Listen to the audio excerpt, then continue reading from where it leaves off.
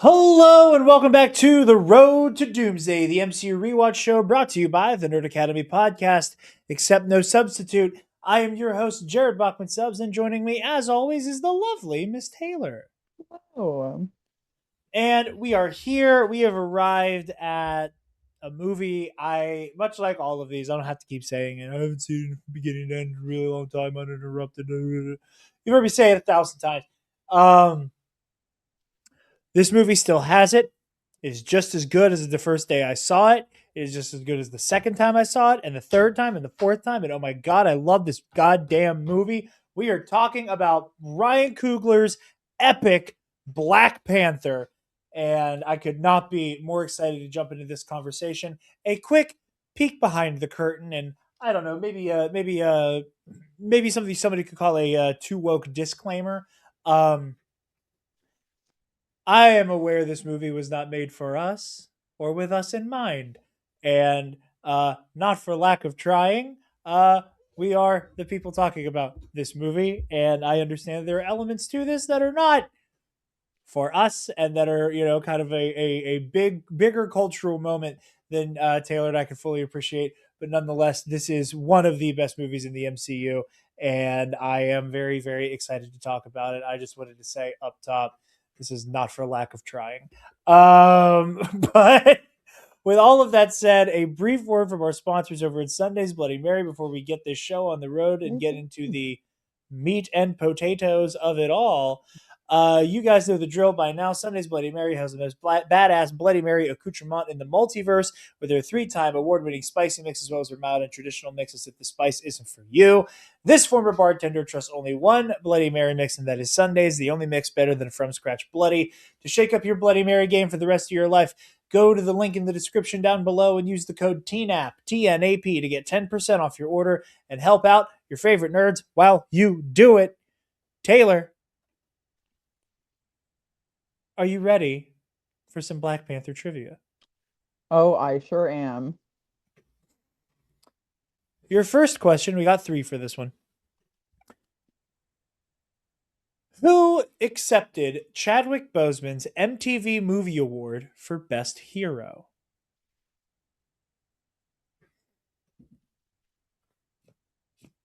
Michael B. Jordan. Very funny guess. So it was a gentleman by the name of James Shaw who was dubbed the Waffle House Hero because he was able to tackle and subdue an active gunman in a Waffle House, uh, Oh, shit. saved multiple lives. And the gunman had shot several people, but Shaw was able to intervene, subdue the gunman, and Chadwick Boseman brought James Shaw on stage and presented him with the award after he won it for T'Challa and said, "I think this guy deserves it more than I do," Aw. That's so because Chadwick Boseman is nothing if not a all-time class act, and he is dearly, dearly missed. Question number 2. What Marvel character, later featured in Phase 4, was originally intended to appear in Black Panther? Namor? That wouldn't make sense, but why not? No, not Namor, because Namor was still caught up in like the weird Fox rights shit where it wasn't clear because Namor's technically a mutant. Uh-huh. He wasn't allowed to be Yeah. on the table. So the answer actually, now I was seeing mixed things on this while I was trying to research this. And it's even more confusing because they do technically share a name. Eli/Elijah Bradley. Now, Ah, if that is Elijah Bradley Sr., yeah. maybe, or it was Eli Bradley Patriot. Yes, I'm it not could. sure which one of them it was. I believe it was supposed to be Eli Bradley Patriot, which also makes sense that Because it's, yeah.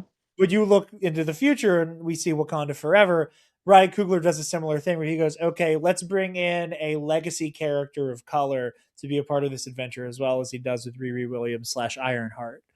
Um, which I just thought was nifty. That he had this up his sleeve for a minute. Also, I would love to see Patriot in the MCU. That's again, this is very much a product of me being a Marvel Ultimate Alliance 2 kid. Patriot that was the first time I ever saw Patriot, and I was immediately in love with that costume. It's basic as shit. It looks like a bargain bin Captain America. Look, it looks like a legally Look, just. I love the Young Avengers, so I just love that I'm suit. never gonna complain about it. I just love that suit. I hope we see that suit in the MCU. But for our last question, what legendary Marvel actor fought to get a Black Panther film made to no avail in the 90s? Samuel L. Jackson. Unfortunately, not Sam Jackson. I'm going to give you a mulligan. I don't know, Don Cheadle? Some motherfuckers are always trying to ice skate uphill. No Wesley Snipes, way. before playing the Daywalker, was fighting to get a Black Panther movie made where he himself would be playing T'Challa. That would have been crazy. It was actually a big deal when the movie was officially announced to be happening under the Marvel Studios banner that Wesley Snipes publicly gave his blessing and support, because it was like common Uh, knowledge at that point that even though Snipes was proud to be Blade, he always wanted to play T'Challa. Um, but for a little bit of background, after languishing in development hell through the 90s into the 2000s, being undercut by Ike Perlmutter as a hero who would have no interest in them, Black Panther was finally announced in 2014, initially with Ava DuVernay intended to direct, hot off the heels of Selma. Ryan Coogler was eventually chosen to helm the project after DuVernay left over creative differences. After his unlikely success with both Fruitvale Station and Creed, both mhm. starring one Michael B. Jordan. The film took Some strong directors just inspiration. find their actors. Some directors just find their actors. The film took strong inspiration from the Ta-Nehisi Coates ongoing series at the time when he was writing Black Panther for both tone, core theme ideas, and the very poetic dialogue. Coogler sought out the guidance of experts on African studies to help create the world of Wakanda, painting it as a lone nation untouched by the European ravages of colonialism, taking heavy inspiration from Lesso, a country that saw relative low damage from this era, and infused the aesthetics of the Afrofuturism movement for Wakanda. Black Panther had a budget of $200 million and made $1.34 billion at the box office. Another I one for the that's $1 billion club, baby. that's a W. But Taylor, where were you when Black Panther came out? What was going on in your life? I was at the theater when Black Panther came out, and I was there with another white woman. Um, among very few other whites in the audience. And I was just happy to be there. I was like it was in the Monroeville Mall Cinemark Theater. Which by the time that anybody may see this, we may not even have a Monroeville Mall. Yeah. Anything. Um, but it was so wonderful to be able to like experience it again, like just as a spectator, a viewer, but like to the film is so beautiful. It is so well done. It is so well executed. The performances are absolutely incredible. Like the scenes, the set dressing, the every like costuming, makeup, everything was so good. It's done so well. And it is a bit of a cultural phenomenon, and I'm very grateful to exist in the world where we got to be here with this movie when it was made, when it came out, and the impact it has had for ever since. Yeah. No, I will say, I was so excited for this goddamn movie. Again, I was excited because of Kugler's involvement. You know, I had not gotten a chance to see Creed. I would not go on to see Creed for some time, actually, until after Black Panther was out. But I remember, and it was just one of those situations like, I'm a teenager. I don't have like the time or the ability, to see every single movie I want to. casual Rocky fan. But like I remember seeing trailers for Creed and going, I can't believe I give a shit about Apollo Creed's kid. Like this is the era of the legacy. The legacy sequel is always been a thing, but it's really picking up steam right now as like a Mhm. concept, right? And we kind of have this, no pun intended, 1-2 punch of Creed and The Force Awakens as like proof that the concept of the legacy sequel is something that can be really powerful and does not have to coast off of just the concept of nostalgia, but can tell really powerful stories. And I remember just hearing all the buzz about Fruitvale Station before that. And I remember just being excited for this film. I knew that Black Panther was one of those characters that I had not read a lot of. But again, as someone who was playing a lot of video games, watching a lot of cartoons, like every time Black Panther showed up, it was just like this gateway into like a whole, like it felt like Asgard. It felt like the greater Marvel cosmos of like, the Marvel mythos is so rooted in kind of everyday people who are now extraordinary in some way, living in New York and dealing Mhm. with very like worldly problems of alien invasion and evil armies and groups of whatever. And every time I got a peek into like the Wakandan like region, I was always just kind of like, oh, like this is so cool, this is so cool that this little subset of Marvel exists. Mhm. And I remember my first exposure to it again was Marvel Ultimate Alliance 2, where there's a mission where you go into Wakanda and um, to make a very long story short, at this point in the game, there's this like basically a rogue AI that is like taking over people by way of like injecting like these like little nanite robots into people, and they were moving on Wakanda because it is such a fucking stronghold, Mhm. and you are dispatched to Wakanda to aid in its defense. And I was like, oh, cool. And I forget, first time I remember as a kid, I had a T-shirt that had like a bunch of characters on it that were all involved in the Civil War storyline. But again, that was just kind of vaguely, oh, Jarod likes Super or Spider-Man and the Fantastic Four and whatever, and I didn't know half of the people on that shirt. And I was always curious. I was like, why is there a guy who looks just like Batman on all the Marvel shit? Why is there this guy who looks like Batman? I don't get it. And I was like, oh, it's this Black Panther guy. And I remember being blown away by the visual design of Wakanda in that game and just loving all of it and being so fascinated by the character. And then the movie is announced. I'm like, finally, again, this is one of those moments where it's like, I never thought we'd take this big swing. And Boseman makes such a strong first impression in Civil War with such a masterful performance with so much going on behind his eyes. And I was just chomping at the bit for this movie.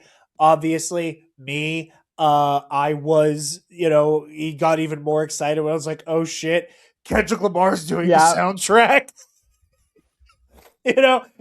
More and more it was feeling like catnip for me specifically. Um, I was working at Hot Topic at the time, so there was also a steady push of like Black Panther merch coming in. I know I had a God alone knows where the hell it is now. And pardon me, I'm stuffy, but I had a T-shirt that had like the poster on it. But my favorite shirt I got from Hot Topic in the lead up to Black Panther was a shirt that was in. It was meant to look like the Wu-Tang Clan logo, Mhm. but it was in the shape of Wakanda and had like the two bars, and in the Wu-Tang font said Wakanda on it. Um, I wore that shirt all the fucking time, I man. bet you did. I loved it. I loved it so much. I also loved it because it was very much in the vein. It's covered up by my name tag right now, but it's that sticker I love. It was the Wakanda Wu Tang shirt, and then it was because at the time like Supreme was like the like god of streetwear brands. I had so many things that were like had Kylo Ren on them, and it was in the Supreme red block, but said Supreme Leader on it. Um, I still have the hoodie. It's here somewhere. It is. Yeah, you say you wear it from time to time, and I'm like, haha, there's one of the dorkiest things I ever bought off of T Public. Um, I was like, streetwear, but make it very much my nerd shit. But no, I just remember coming out of this movie being blown away, and it was really exciting to me because I've always put such a premium on the power of storytelling and the power of like superhero media, Hmm. and that these stories are have so much inspiration to give us, to be better. We the other night I showed you the Cosmonaut Variety Hour Superman, all Superman movies reviewed episode, and Marcus said something that I have always said, and it just makes me happy to hear other people say it, especially people with such a big platform to talk about. Like, this is modern mythology, Yes. and this is foundational stuff. Like, this is, I think the examples he gives are Gilgamesh and Hercules. Yeah. You know, and it is that. And even though when this came out, there were so many people going, people talking about, oh, the first real black superhero movie, and everybody's going, oh, well, you guys had Blade, and talking about like, well, Luke Cage is a thing. He had a TV show, and I think that there is something so powerful and in other ways frustrating,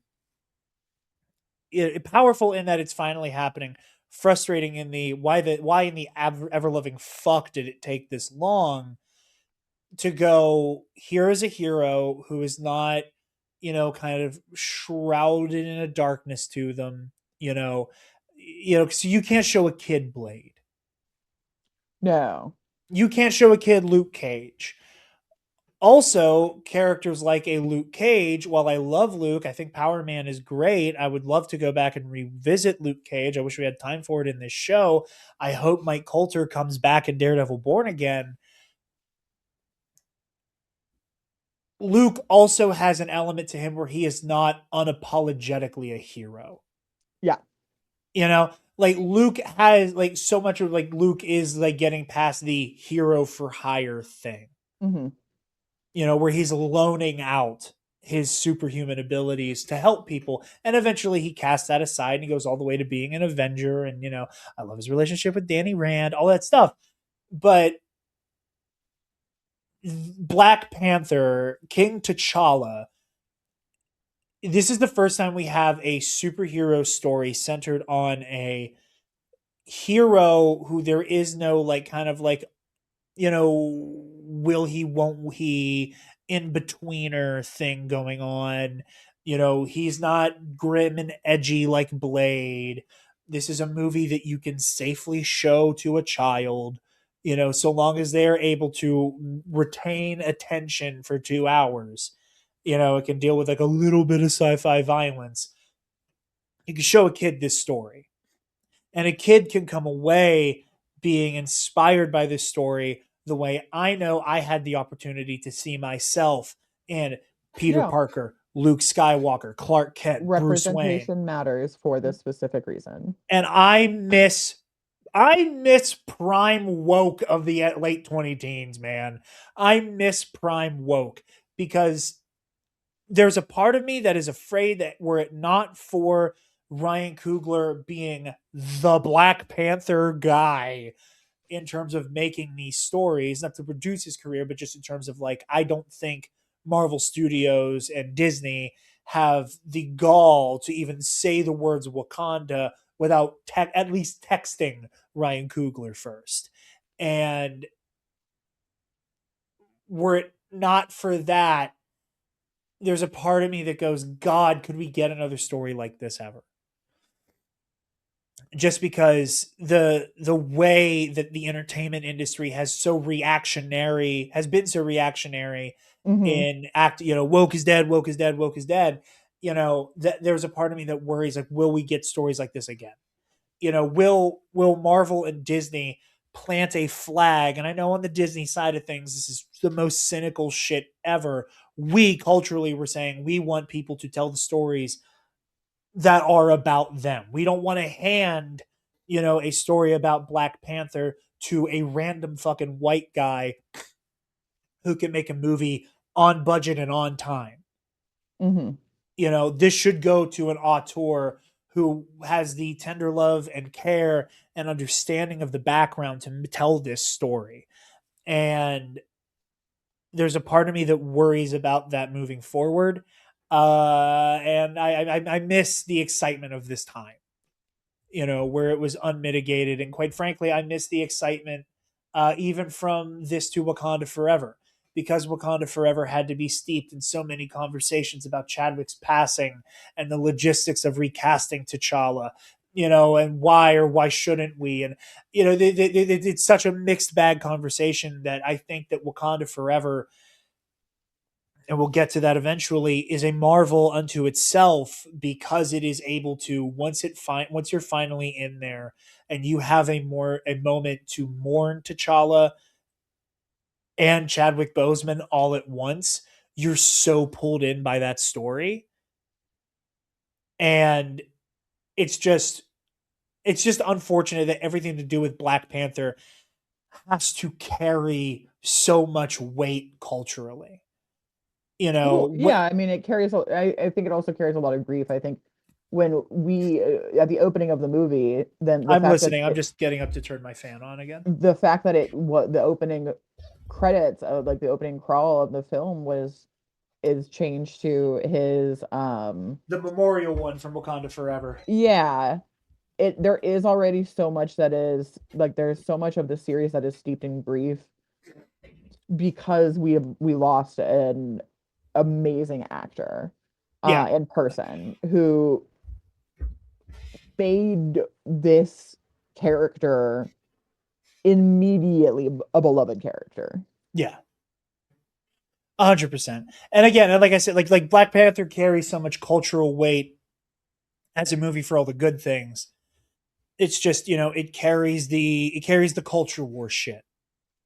It carries the grief of losing Chadwick. It carries a lot of like just a lot of negativity that it doesn't deserve as a franchise, and it's unfortunate, and is kind of weirdly speaking volumes in a metatextual way that we put so much of a burden on this franchise in particular that you don't see in other franchises. Even then there's some weird Absolutely. disconnect.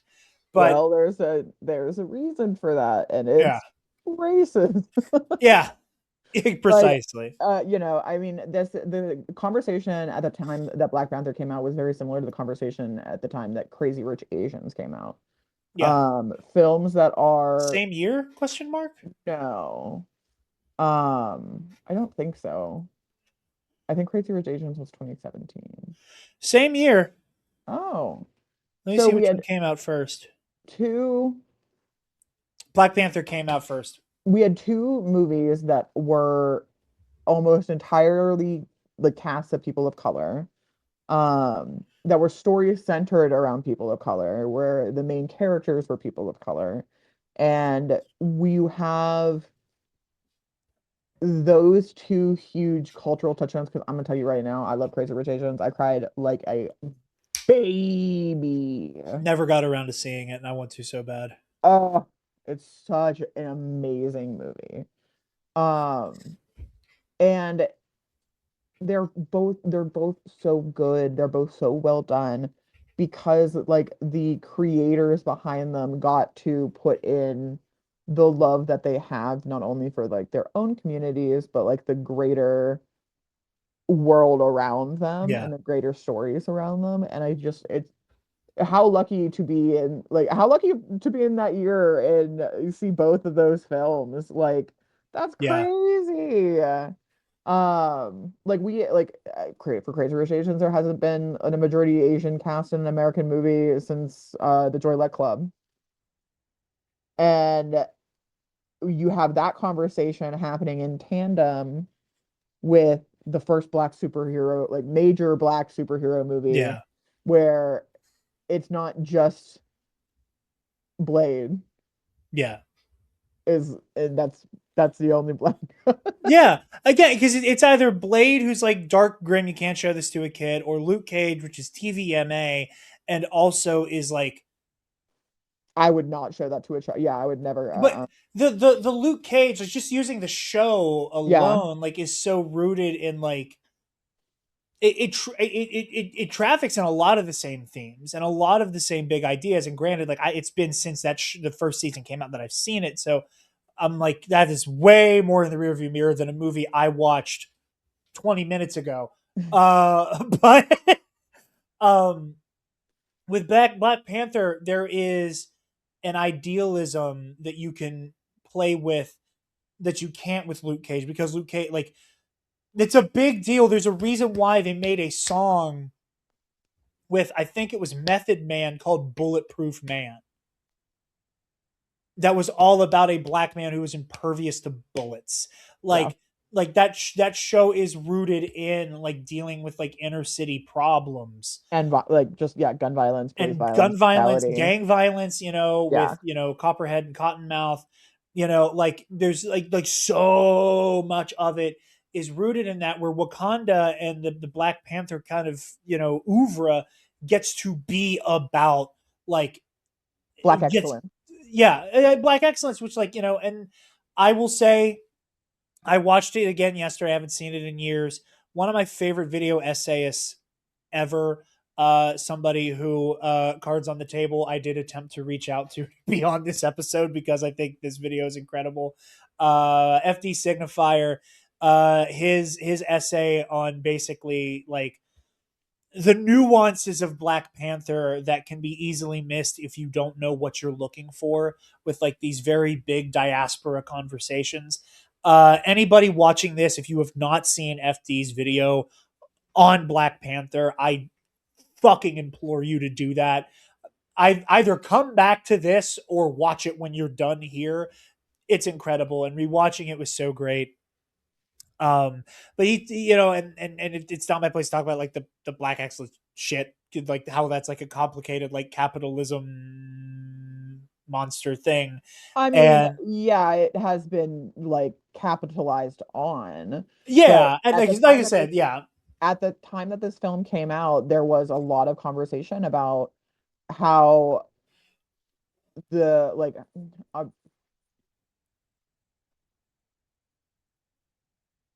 it's T'Challa doesn't get his powers because he's arrested by the police and then experimented on, as yeah, opposed to Luke. Stuff like that, where it's not yes. rooted in that, and it is a There refutation is and look of not what a Wakanda is tragedy aspect because to it beyond, of course, we lose T'Chaka in Civil War, but like there's no deep-rooted sense of trauma. There's no generational trauma that they have to overcome beyond, the sins of the father, which is a conversation in and of itself. That is an isolated incident, as we see with like the conversation that was happening between T'Chaka and T'Challa in the ancestral plane. But like the the characters we get in this film, so like Nakia, the Okoye and Mbaku, like we get these characters who are not a product of their environment in the way that way too often we have been subjected to. yeah, They each are fully capable, intelligent, compassionate, and well-rounded individual people, because that's how people are. Like that's right, just how people are. And we don't get a lot of opportunities to see that level of representation because the conversation is dominated by white voices. There's something that we can say without like I'm a white woman, like that's not, but I'm not going to not speak about the entire situation just because I don't have that experience. No, of course not. But I want to be able to, like, we need to be able to elevate um these productions and these types of um projects, because they gave so much to us as a whole, because of the beauty of the creationism and the art and the ability to step into another world and another person's shoes and see the world how other people have seen it instead of the conversation being regurgitated, just the same old like, oh well, I don't know, so I can't speak on. No, yeah, I don't know, and I would like to, so I would like to, it's like it's about the watching this movie is gives it imparts hope in the fact that like, oh, maybe somebody watching this is going to take the interest in, African studies that they didn't prior. Like we see in the opening scene, obviously, or not the opening scene for Killmonger, him being in the British Museum Oh, and okay. him being in the British Museum, confronting the aspect of colonization. Like you have this white woman who is the expert on African studies. Um, and he's like, you don't even know what you have. Like, Yeah. you're an expert on this. Where did you even get this It from? was stolen from here, but it's Wakandan and it's vibranium, actually. So I will Yeah. be leaving with this precious metal. And again, like you have no idea because you wouldn't. Yeah. Like the conversation being, and it's so well done. Like Killmonger's character is so well done, so beautifully executed. Like there is so much of a anger and a malice and a hatred that you can feel through his charisma. It just seeps through like venom. Like venom from a snake, you get bit and maybe you don't notice right away, or a spider, and then it has infected you. I Um, like the way that you went. Well, there is. I love there the is way a you guy named differentiated between like Venom. lowercase v venom and capital V Eddie venom. Yeah, no, no, no. Eric. um, Don't give Killmonger the symbiote. do My God, not give Killmonger the symbiote. Um, the world could not handle that. Avengers level threat. Beyond the, I think at that point we're calling in backup. Yeah, But no, just being able to like see the way that Ryan Coogler did like executed this character is so fascinating. Because how many conversations when this film came out was Killmonger was right. yeah, and I think that's one of my favorite. It dominated the conversations. That's one of my favorite things from FD Signifier's video. And I remember when they watched it when that video first came out, and I remember it being my favorite part. Then when I got to it rewatching it the other day, I was like, yeah, this is still like my favorite analysis from him. Is that what makes Killmonger compelling as a villain, and what I love so much about him is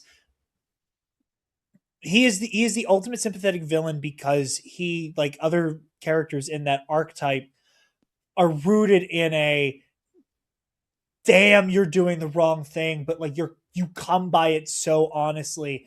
Like I like it is a pittance for me to try to argue with you that you should give like the rest of the world a chance to show their better nature, Hmm. because there is no reason for you to expect better of them.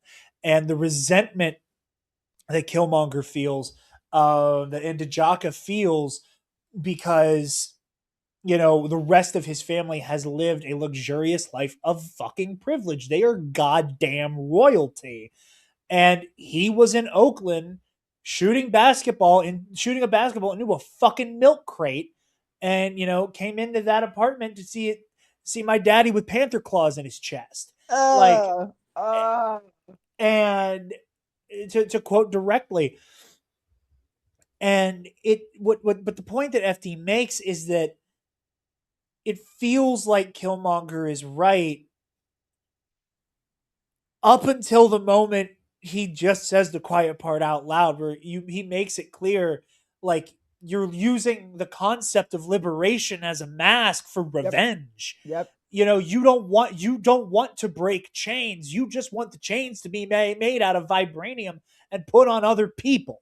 Like, that isn't justice. That isn't revolutionary. You're just reinventing the wheel so that you get to roll it. And Yep. I think, like, and again, like, it, I think it goes beyond. All of this in less than one full day. Yes. He did all of that in less than one full day. He got there at like sunrise and he was dead by sunset. And what I love about that is that so much of this movie, again, like, yes, like, our heroes are not affected by colonialism, chattel slavery, the scourge of the poverty that is inflicted on so many black people across the world, but in the United States especially. That it is it is almost an environmental uh, adversary that the characters need to face, as though it is like. Oh, sorry, he did it within 24 hours, not 12 hours, because when Nakia and Okoye were talking, it was nighttime. Right. We also don't know how many days passed where they were trying to get to the Jabari, but like I can't imagine that many. that, like, yeah, I can't imagine that many. but like they engage with the just overwhelming power of institutional racism across the world outside of Wakanda, the same way in other movies we deal with like a horrific storm or a devastating illness. Like, it is something that, like, we need to find a way to cure. And Killmonger, who is a product of the pain and the trauma of not just growing up the way he did, and not just the betrayal of T'Chaka killing Njobu, but also by being a part of the imperialist system of the United States. Mm-hmm. Like, Ross brings it up multiple times, and there's a part of me that would like to think that Everett Ross, that his internal monologue is going, holy shit, the CIA's evil, because I'm watching it happen from the perspective of the people we're normally affecting when we do this horrific regime change. But like, he brings up so many times, like, it's basic CIA playbook shit, No, yeah, he like consistently is like, no, this is exactly what he was trained to do. I know what's going on because I told him how to do it. and it is realizing that Killmonger is using not just the tools and the tactics of the enemy, and then the oppressor, but has fully internalized them into this might makes right philosophy.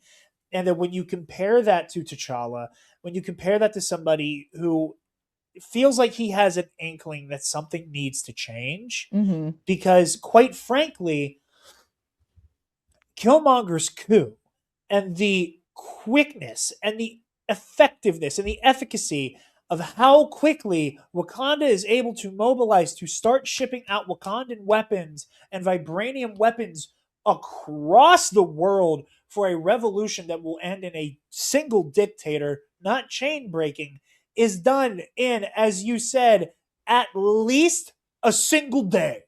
Yeah, And it speaks to the fealty at most that the like three people of days, but yeah. Wakanda have to the throne. And in some ways, that's really that's a strength in community. But in other ways, that is how Njobu being murdered and his son being left behind is allowed to happen. Mm-hmm. That, like, T'Chaka is an imperfect man, and we treat him like he was perfect, especially when he's gone. Oh, but that's also that's so no, like that's so natural Of for people course, to of do. course. But that's what I'm saying, is Yeah. that, is that it gives T'Challa the opportunity to go, I want to use the power and the resources and just the influence Wakanda can have for good, and to begin outreach and to begin trying to help people and not just hiding behind the hologram. Because I do think T'Challa sees where Eric is right, that we need to be more active, that we need to do something about this. But he also sees how much that comes from a place of hurt, and that T'Challa is capable of mercy and capable of putting like a human element be above the Wakandan state when he tries to spare Eric. In the audio commentary, which patrons can hear at the $5 tier, I audibly burst into tears. Oh yeah. I was like, oh my God, are you sniffling right now? I could hear like I could hear like a Yeah. I make a noise when I cry. a It's little very, hyperventilating. yeah, like little micro breaths. Yep. And I was But just like, are you good? Are you good? that scene moves me so much because not only is it T'Challa who clearly doesn't want to hurt or kill Eric, Hmm. when he strikes him down, I think T'Challa thinks we might have an opportunity to make peace here. And I think on some level, Killmonger, It's hard for a Eric good and, man and to be T'Chaka, to be king, it's you hard for know. a good man to be king, but I think that on some level, Killmonger sees that, oh, yeah, actually, I should have just waited to see people show me their better nature. Because T'Challa immediately is like, we can heal you. T'Challa takes the time to take him to see that Wakandan sunrise, you know, That's actually sunset, but yeah. or sunset. Thank you. That's what I meant. But to see that sunset, and it's So it's like 24 hours. Like he gets there at like say sunrise, say it's like happens on a Monday. Sunrise, he shows up with Claw on Monday. Monday afternoon, he throws T'Challa off the waterfall. Monday evening, we're burning the purple heart, the purple the heart shaped heart herb, shaped herb. Yeah, purple heart. We're burning the purple hearts. Uh, Tuesday morning, we're loading shit up. Tuesday morning into the afternoon, we all fight. I get stabbed.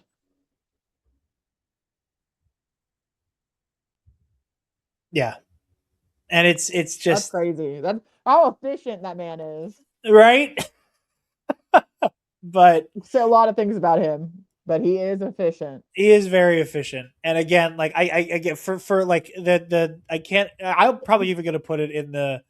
I'm gonna pull it up right now so that I remember to put it in the description. Not that FD Signifier needs me to put him over, but you want to watch that video. But no, he puts it so brilliantly about how Killmonger is a product of all of those things, and that it is born of a place of rage, of a place of trauma, and it's so tragic, because you see that this could have been a great leader, that this is somebody who also is able to inspire people. It does not take Killmonger long to sway Wakabi. Wakabi. Thank you. Yeah, Well, okay, to be fair, apparently it Wakabi seems also was like going in with some heat for T'Challa because Claw got it away. seems like it's pretty easy to convince Daniel Coogler to do a lot of different things. Okay, so But don't look him up. but Don't. He's in a weird cult or something now. go off, King. Um, Seems very susceptible to that to me, but I based on his do character here. I do want to speak on real quick because I brought it up countless times in the audio commentary. Ludwig Göransson, So what good. a musical chameleon he is. I said it in the audio commentary. So Like, good. let me hold on. He gets a phone call and like he's like, okay, cool. Well, where is it based? Oh, an imaginary country. Oh yeah, no, I can do that. And then comes up with the coolest things you've ever heard musically done. Like Ludwig Göransson, when you look at the things he has scored, Creed does not sound like Black Panther, does not sound like Oppenheimer, does not sound like Sinners, does not sound like Tenet, does not sound like Turning Red, does not sound like Venom, like does not sound like The Mandalorian, you know, and obviously I get like, you know, different settings call for different musical like sensibilities, and obviously like any good composer could do that. But what I love so much about Goranson, aside from his skill as a composer and as a producer, you know, I first discovered Ludwig Göransson as a producer because I am also a huge Childish Gambino fan. Um, but when you like, there are a few people who I think fully disappear into their score, and until you see his name, don't Yep. notice it. Yeah. Like again, Hans Zimmer, John Greatest Williams. composers in the world. I can hear a you can find me a piece by Williams that I have not heard in a Star Wars, Indiana Jones, whatever. I will notice it's John Williams.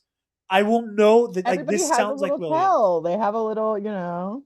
You know, all the Hans Zimmer jokes aside, like you can tell a Hans Zimmer score. Yeah. You It's know, just like there's a certain emotion like there's a certain emotion to it. There's a certain like it's like Alan it's Silvestri, a you can tell heartbeat. when it's Silvestri. You can tell when it's Michael Giacchino. It's like a heartbeat. Everybody has their own. They're all different. So good. But Ludwig Göransson put Oppenheimer next to The Mandalorian, next to Black Panther, next to Sinners.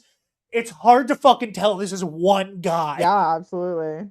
The same guy who, like, again, like Black, again, like just there's a musical identity that's so hard to like notice that it's him. You know, honestly, the best way to tell that it's Ludwig Göransson is that he picks wild instruments for certain things. Dude, it like I was listening to this and I'm like, because again, I was thinking Logan got me the Sinners soundtrack on CD, so I've been listening to it in the car, and some of the music is just like listening to like it is. I'm like, I don't think this instrument like exists anymore. I think this is an instrument you can only find in museums. Did he like rebuild one? Like, I you mean, know, it's so crazy. what is like 9 out of 10 people's favorite Childish Gambino song? Redbone. The motherfucker said, "Hey, let's bust out a glockenspiel."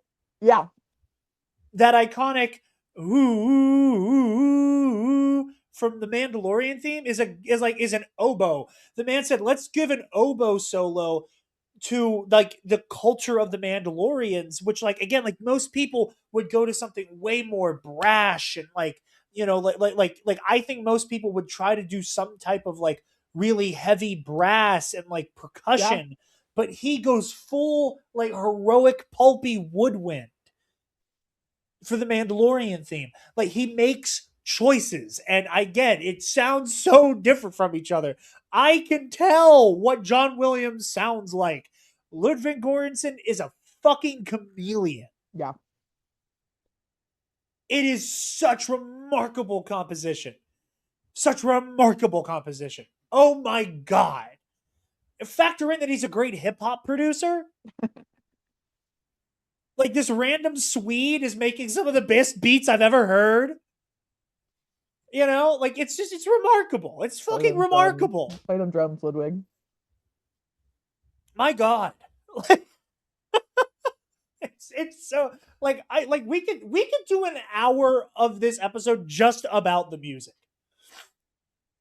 We legitimately could. And then for the shit that Ludwig didn't compose, you have Kendrick goddamn Yeah. Lamar, you know, who's I calling like in all his buddies from TDE. Ulysses's claw or Ulysses's S claw, like President Grant.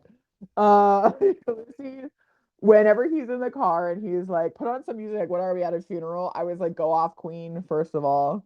Second of all, immediately a Kendrick drop. Hold on, I'm gonna butts through the soundtrack because I was listening to the Black Panther soundtrack while you went to the store, and I was like putting stuff together, and I don't know if I said it in the audio commentary, I couldn't place the song in the car chase in South Korea. Hmm. I was like, I know it's on the soundtrack, but I can't remember the name of it. And I found it again and went, Jesus Christ, this is so good. Hold on. Are you gonna copyright strike us? I'm not going to play it. I'm just trying to find it. It's not that.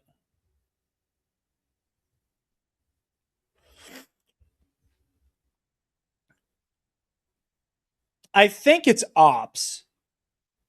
Which ironic. Yeah, which very fitting. Um, but yeah, man, like this movie's so fucking important. This is the only Marvel movie nominated for Best Picture ever. Hmm. You know, Honestly, I was like, good on them. Good on them for that. I was like, yeah, absolutely. like in a year, and obviously, the next episode of the show is Infinity War. Like you're everybody at home, you're keeping track. You know what's next. In the year of Infinity War, in the year of Thanos is in Fortnite, in the year of Mr. Stark, I'm not feeling so good, of the snap, of you should have gone for the head. Like in the year Sorry, of I'm definitely gonna laugh in the audio commentary. I'm gonna feel what? What did you just say? I'm gonna laugh in the audio commentary. I'm gonna feel bad. When my favorite superhero dies? Yeah. That's gonna be a fun where were you conversation. I'll just put it that way. But like in the year of the first time Marvel really did one of those like this is a drop everything. We are in charge. This is pop culture. This is the moment. In the year that happened, the goddamn Motion Picture Academy said Black Panther is too important for us to keep Yeah, turning up our nose at genre fiction. yeah. And it takes a lot for the academy for that, that's hard. That's hard for the academy to admit. You know, and and again, not to say that this movie, that Black Panther, that like art of any kind, but especially the kind made by people who are finally getting a choice to just put a stranglehold on a microphone and tell their story the way they want to tell it, Hmm. deserves or needs institutional approval for it to be meaningful, powerful, important art. No, but it does help. It speaks volumes Yeah, that Black Panther made the Academy fucking Wakanda forever that shit, man. Like that. yeah. Again, like I love this movie, and I've said before that like I have a hard time ranking Infinity War and Endgame because in a weird way they just kind of transcend being a movie. Like they become something bigger than like being able to talk about it as a film. Because it's just so much, and it's so it's so made in simpatico in concert with so many other things all at once. I can't talk about it like it's a movie. Black Panther like is able to hold its own with like the example of event cinema. Hmm. You know, like this shit's important. It's so important, and I love this fucking movie so much. Like there's a part of me that loves it because I love seeing the people who are underserved be handed this powerful form of myth. Hmm. I said it in the audio commentary, and I'll say it again. Black Panther does something very similar to Star Wars, which is it dresses as sci-fi, but is so deeply rooted in myth. Hmm. Is so deeply rooted in like fantasy ideas and tropes. Like this feels more, I could say this now, this feels more like Return of the King than it feels like Guardians or even the first Thor Yeah, movie. yes, Like it yeah, I made that comparison when we were in the audio commentary that like a lot the Jabari showing up at the end feels so the Army of the Dead. the Army of the Dead. coming to literally just save the whole day. Save the whole day. And we have so many, like, we have a usurper, we have the burning of a nation. It's just so good. It's so good.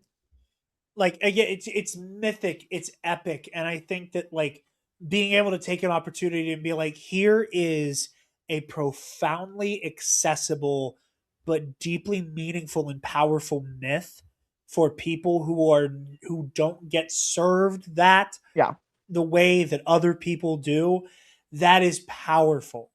Again, like in the same way that I got excited eventually to see little kids dressed as Ant-Man and Doctor Strange for Halloween. Again, I'm like, you're 6 years old. How the fuck do you know who Ant-Man is? This is surreal.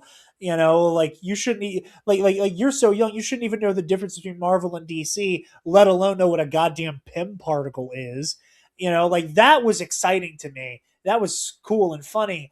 And then every time I would see every picture across the internet, across the world, see it in person, it's a little kid in that Black Panther, a young black kid in a fucking Black Panther suit, wearing like the vibranium getup. Every time I was like, yes. Yeah. And at the same time, very much deserves to get its flowers right now. We have goddamn Spider Verse at the same time. That is like, you can wear the mask, you can be the hero. It is not side character shit. It is your story told on your fucking terms. God damn it! This is what the Marvel Cinematic should be. I'm gonna pause. Yeah, we got interrupted because the dog had to go out. But like, yeah, it's just really beautiful and it's really powerful and just I love this movie. Like I like it's insane to me that what might be one of my favorite Marvel movies of all time, one of my favorite superhero movies of all time, period. Like, fuck universes, fuck continuity, ever, is gonna like end up having one of the shortest runtimes of this whole series we've been doing. But like, it is, but like I just What run can into you this say issue where about a it's like, perfect film? what can I say about this fucking movie? You know, like just as somebody who loves myth, like these huge stories that have so much to do with people changing and with like understanding how a hurt person can become evil and seeing that the humanity in them, even if it's at the very end, Yeah. you know like that's so profound. Oh, his final, like, parting was so painful. Like, it's just so, because we don't know anything about his mother, really. Like, we know that his mother was involved. We actually do know. I saw this while I was doing trivia research. Hold on, I wanted to get his exact quote up as well. But I don't know, I just saw this in passing. Apparently the plan that in Jobu and Zuri. sorry, thank you. I was like, that came to me too quickly. That sounded wrong. I also thought it was gonna be like a like consonant apostrophe rest of the Uh, name. Um the operation they're working on is breaking Eric's mother out of prison. uh, so she would also be somebody in the Black Liberation, like, Yeah. which makes total sense. That actually is exactly where I was going. Yeah. I So had that thought was that's where you're going. I was gonna That's say exactly that. where I was going. Say no more. You're right. Yeah, obviously she was, like, the only way that it would make sense functionally for them to have met, fallen in love, had a child, et cetera, et cetera, et cetera, et cetera, is if she is involved in this movement. So from that, we can infer that his, for lack of a better term, radicalization, Eric's Killmonger's, um, was something that was going to continue unless Njobu had taken him back to Wakanda. Yeah. Um, there, I don't think that there is really any other way that that would have went. And Um, it says that she passed away in prison. So whether or oh, not whether or not they knew she was sick God. going in or whatever, like there's a part of me that thinks if they knew she was sick going in, that like Njobu's plan was like, oh, like Get Wakandan her and take medicine her, can yeah, heal you. grab her and get her, take her back to Wakanda with his kid. Yeah, but But yeah, that also spiraled out of control because he got radicalized. yeah, and then had a very let me see if I have the name right. I'm actually going to pause for a second so I can Google this. This is going to take me a second. I couldn't remember the name. I needed to look it up. Christopher. It's very reminiscent of Christopher Dorner, um, who was a black man who joined the military, who was radicalized there, and basically went on a killing spree of the LAPD. Mm. He also was a former member of the LAPD. You know, like it's very much in that oeuvre of like somebody who, you know, Gets radicalized, the disillusioned, and disillusioned and like the broken system breaks them. You yeah, know, and I think that it's a harrowing story, and you know, he he says in his manifesto that he was you know, like using asymmetrical warfare, and the reason he was let go from the LAPD was because he was using excessive force. Like, yeah. you know, like it's that situation where you have somebody who's just like so in the system it breaks their mind, and all they see is the ability to It goes, use. everything goes from shades of gray to black and white. I mean, Yeah, there is a right, there is a wrong, there is no in between. So either you're doing the right thing or you're not. And but no matter sorry, what, no matter what you have to do, if you're doing the right thing, it does not matter who you hurt. exactly, exactly. And to go back to Killmonger's last words, just because they are so poignant, and I wanted as they like it exactly as he pulls the spearhead. Just bury me in the ocean with my ancestors that jumped from the ships because they knew death was better than bondage. Uh, I'm not gonna lie, when I was in the theater, somebody was like, "Yes!" And I was like,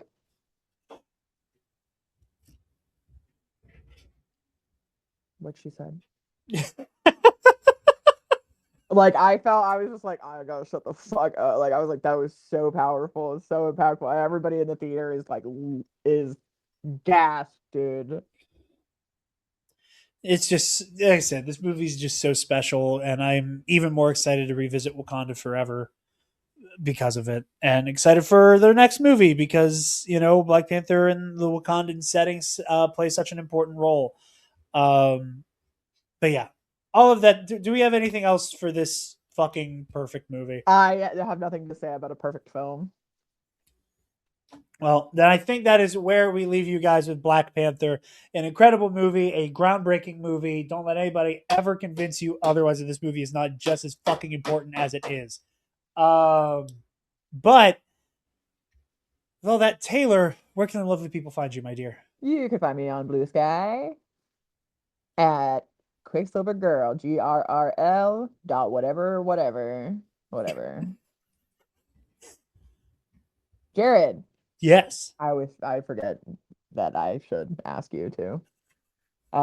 Where can anybody find you and the thing we work on? You guys can find me personally on Instagram and Blue Sky at Dark Jedi 2552. You can find the Nerd Academy podcast on Facebook, Instagram, Blue Sky, wherever you get your podcasts on YouTube, and at our website, thenerdacademypodcast.com, where if you're feeling generous, you can donate to our Patreon. Speaking of which, our $5 patrons get early access to every single episode of The Road to Doomsday, as And well my as best friend. to be Taylor's best friend. You also get exclusive access to our audio commentary series as well. So if you would like to hear me start crying when Killmonger realizes it's all over and you see the humanity in him, I lose it a little bit. If you want to know what my real thoughts about Ulysses Claw are, watch listen to our audio commentary. Yeah, quick pause to talk about Claw. I love when Andy Serkis just gets to gnaw on the He's such a weird scenery. little guy. I love him. It's just again, it's just such choices. Like I want to know whose idea it was whenever Everett Ross is like, Okay, so where's the vibranium? And he just unzips his fly and digs into his crotch. Fuck yeah. I was like, Like, I literally, yeah, no, I'm not gonna, I'm gonna keep it for the audio commentary listeners but only. he's such a great foil because, like, to say this real quick, because he is a culture vulture. Yeah. Yes. You know, Yes. And I he think knows so much. He knows so much about the culture.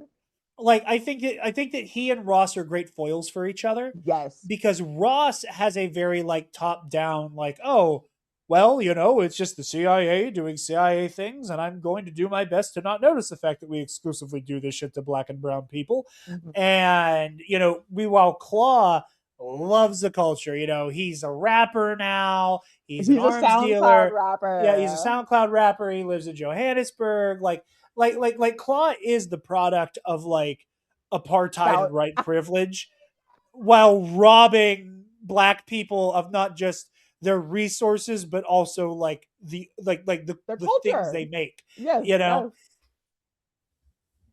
That said, unfortunately, I would like to hear a little bit of Ulysses Claw's mixtape. I I am want drop Marble. Drop the link. I want to know. I want to know what it sounds. I do want to know. I want to know how good it is actually, because I feel like it actually is not probably not gonna. It's probably not gonna be that bad. I don't think it's gonna be good, but I don't think it's gonna be bad. Like, Claw would have the benefit of Ludwig Göransson having worked on the movie. That would be Ludwig Beats yeah, and exactly, exactly. sound better produced than he has any SoundCloud business bars. being. Yep, and it is him rapping about drinking, fighting, fucking, stealing, um, Lots of bars about only having one arm. just being raunchy as can be. Um, yeah, I would love to hear it. I would love to hear it. But like I said, He's such a exclusive access. weird little guy. He's Like, such a I'm mad he's bizarre little. dead. I'm I actually know. mad he's dead. I'm mad he's dead because I want him. I want more. I want more of him. Give me more. What's this weird, freaky little guy Plus, doing? again, actor choices. The line delivery on "Mercy, King, Mercy," Oh, and he's then so Chadwick's good. impeccable "Every breath you take is mercy from me," which I read was apparently a direct quote from a New Avengers comic.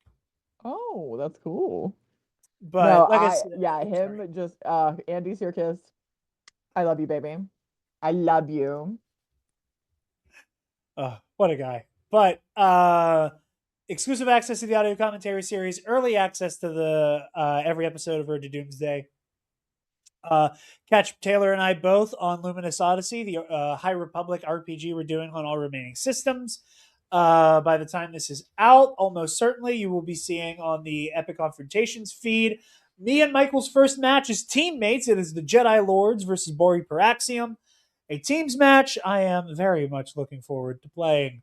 And then Pro and Noob with Mitch692, where we are currently talking about Attack on Titan.